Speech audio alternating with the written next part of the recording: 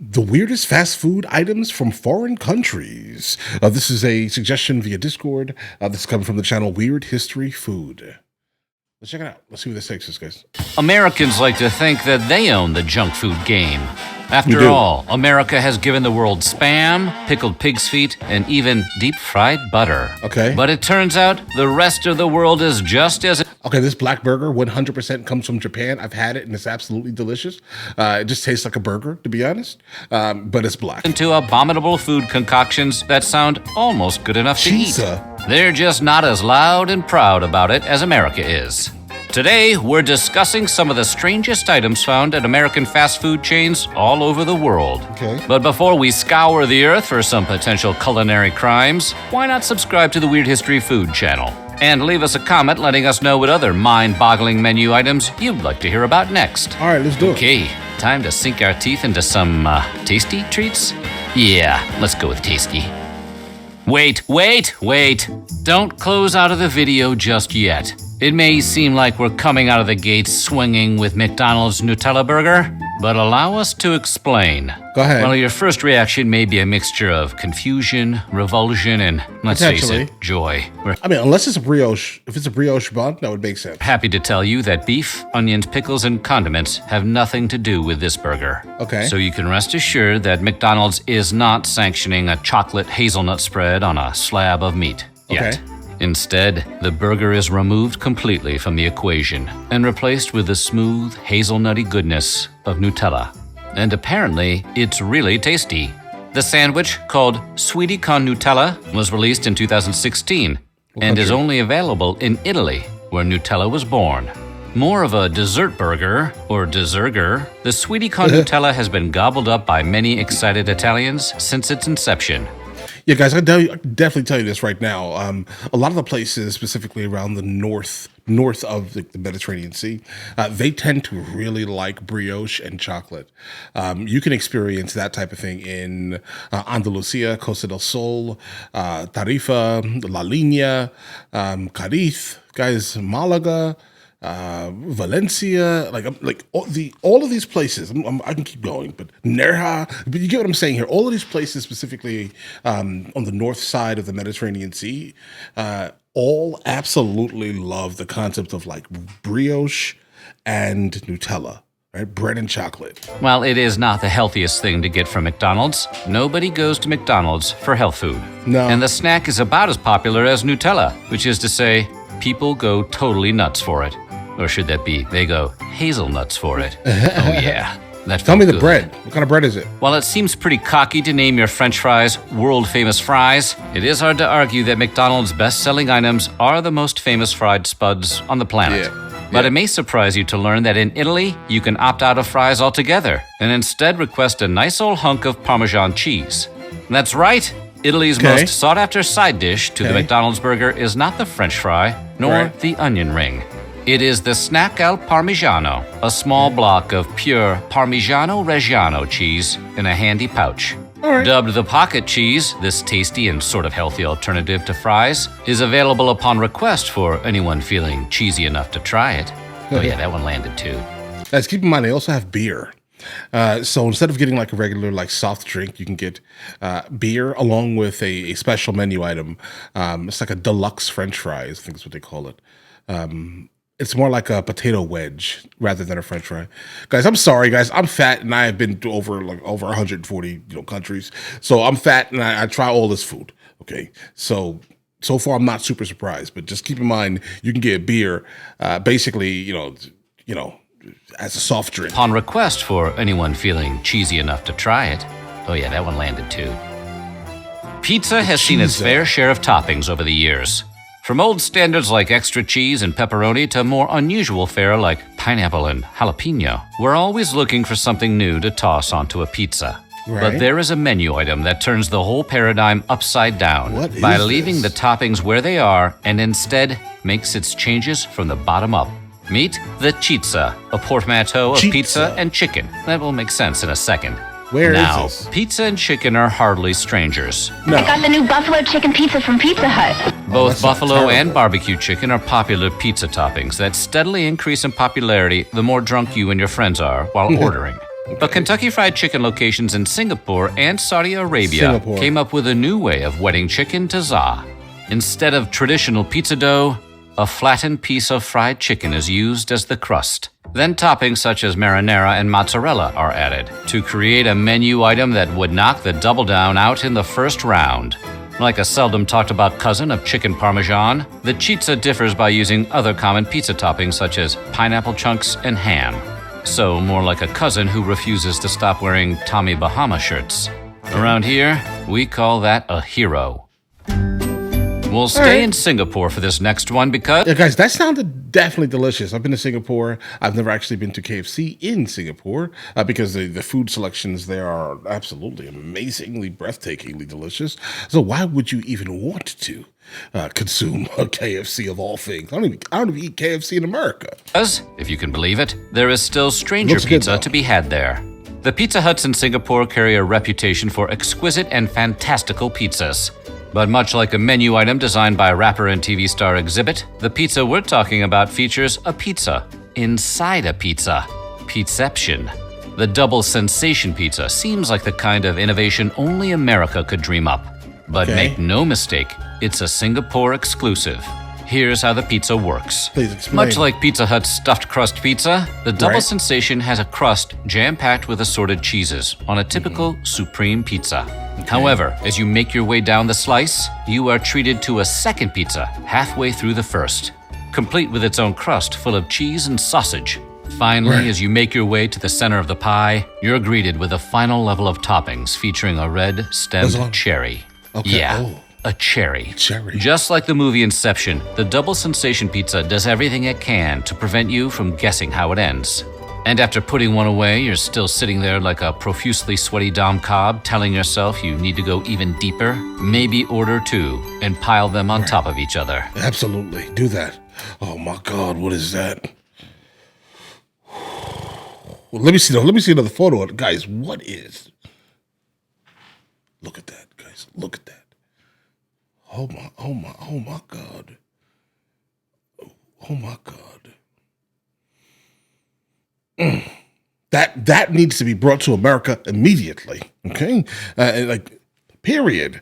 I've had some odd, strange pizzas, right? I mean, some places think they understand how to make a pizza. They're lying. They don't know how to make pizza. That is not pizza. South Korea, what is wrong with you? Pickles? Kimchi? What is wrong with you with pizza? Okay? Don't get me wrong. Some of these toppings look incredibly odd, right? But just the whole idea, the premise of this immediately attracts me. A pizza inside of a pizza with a full-blown cheesy crust kind of wrapped around it. Bro, I don't know why there's a cherry, but that's not the point, okay? That just looks delicious. I think I saw shrimp earlier on this pizza. Oh, God, guys, I'm too fat for this. Don't show me things like this, bro.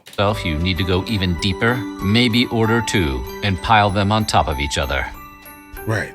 You know what they say, the seaweed is always greener in somebody else's cake. I've never heard that But before. it is a saying that rings true for anyone who has ever been to a Dunkin' Donuts in China. Walk into any Dunkin' Donuts in Shanghai and you can find donuts with glaze icing or chocolate sauce, or if you're feeling frisky, dried pork and seaweed. Sometimes called the pork floss donut, the confection gives exactly what it promises. Crumbles of pork floss and sprinkles of dried seaweed. See, you can use the pork floss to get the seaweed sprinkles out of your teeth. If you think those flavors might clash with the classic taste of the donut, do not fret. The actual donut composition is slightly different from the standard treat. It's made with yeast and with much less sugar. The end result is more of a small, savory breakfast meal than it is a sweet on-the-go snack. Yeah, it's like how, again, South Korea has like some of the weirdest donuts on the planet also.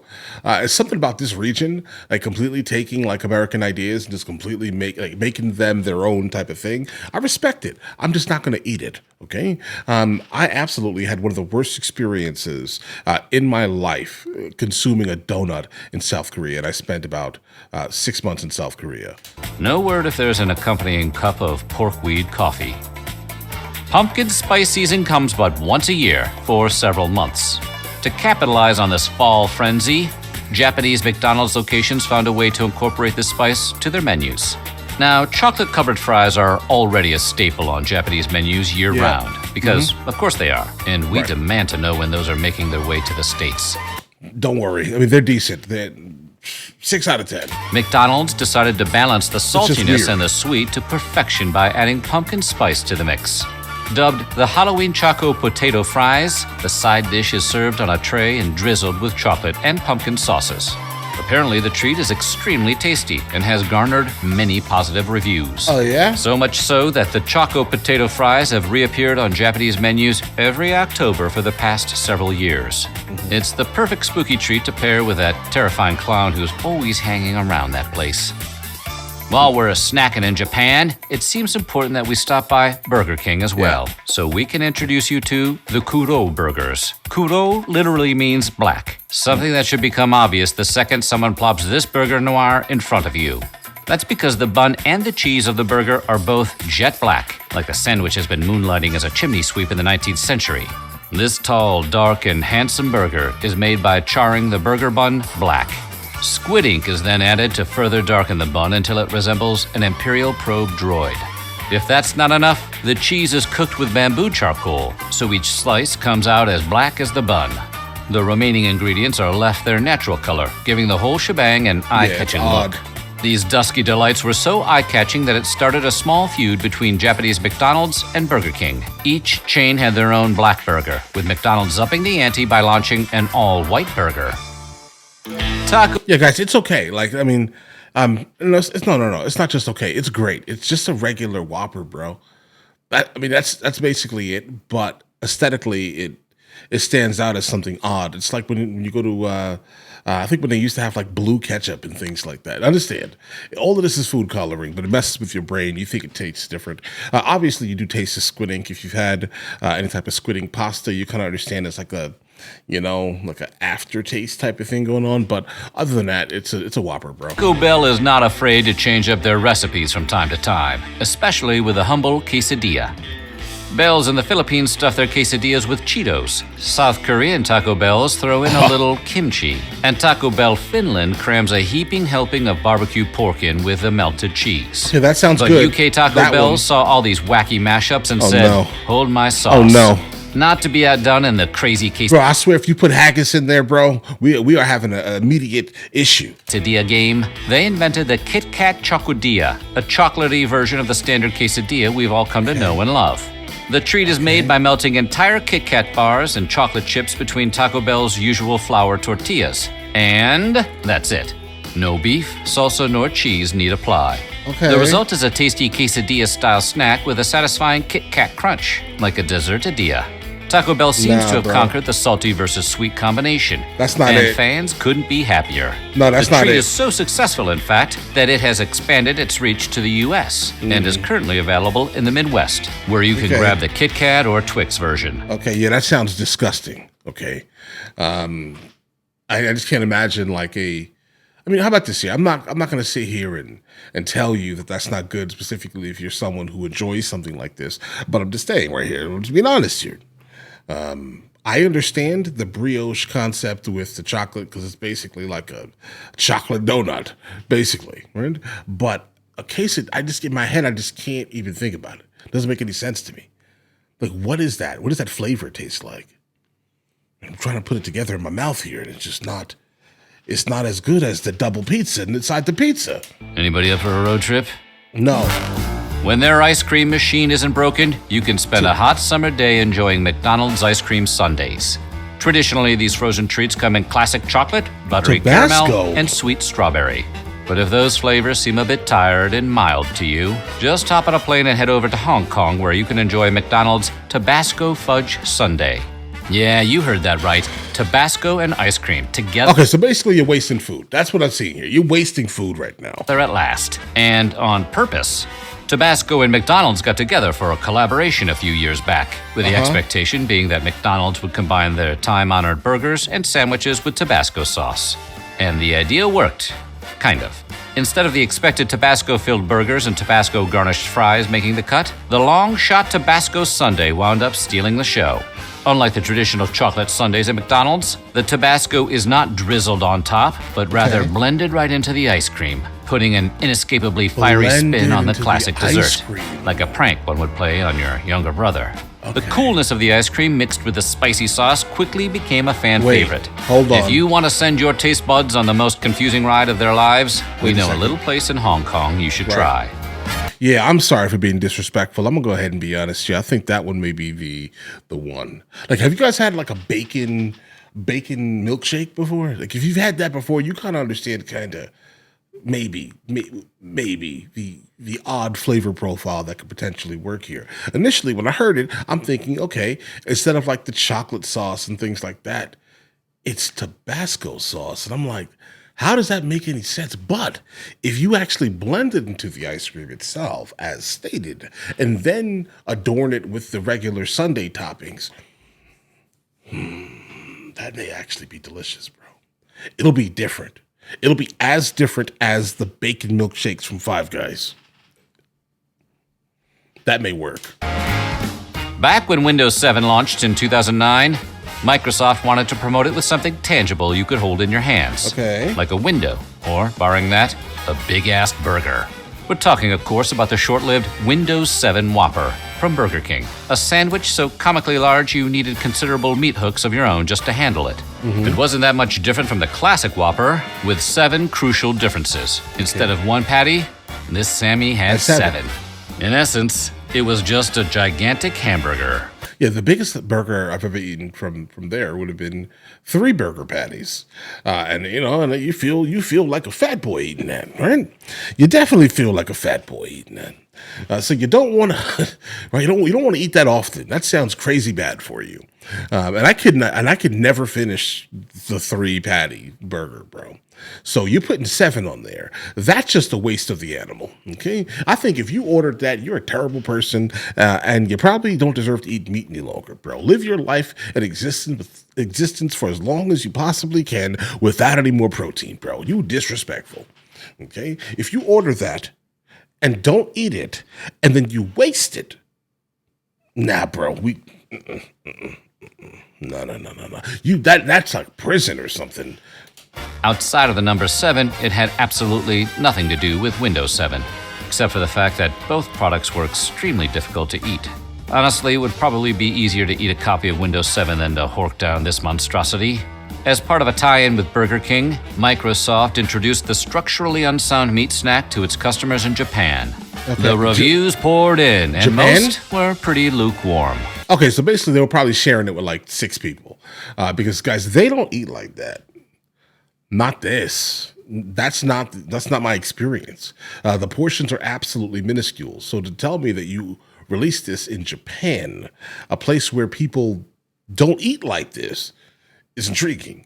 It sounds like a group of friends got together and said, hey, let's go and order this thing. It probably cost the equivalent of $75, right? Or $70 just to make it, Windows 7 type of thing, right? And then they split it. They cut it into pieces and everyone had a piece. That sounds like Japan. The taste was not great, and the meal was an expensive $15. But much of the attention focused on just how much meat you were forcing on yourself with each bite. We're sweating just looking at that thing. On top of that, there were only enough veggies to cover the topmost patty, and there was absolutely no cheese, super dry. Which I believe is against the law. The dripping grease from all that meat overwhelmed any other flavors and soaked the whole thing into a mushy heap. This turned the Windows 7 burger from a flashy, overpriced but appealing gimmick, right? They needed 3 hands to hold that burger, bro, into a convoluted mess with a tendency to self-implode. Yeah, well, kind of like super Windows dry. 7. Now the promotion makes sense. The promotion only lasted for 1 week, but we're still holding out hope that Burger King will release an update to upgrade it to the Whopper 10 or Whopper 11. So what? I'm gonna be honest. That's the way that Burger King will release an update to upgrade it to the Whopper 10. Okay, see this right here? That made more sense. Now, going back and looking at it, if you're going to be ridiculous, you have to kind of go all out here, bro. All right? You're going to have to make sure that the burger actually still tastes decent, like not just a specific gimmick. I'm going to put 7 patties on a burger, and they're going to be dry, and the bottom half of it is going to have nothing on it, right? Nah, that's not smart. Definitely cheese should have been an option here, but it would have been a lot of cheese. Okay. The reality is it would have been a lot of cheese.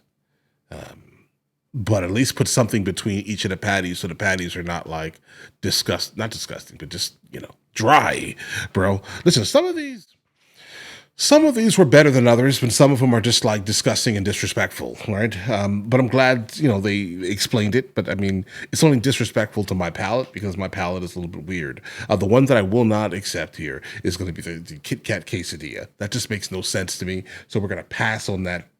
All right, immediately.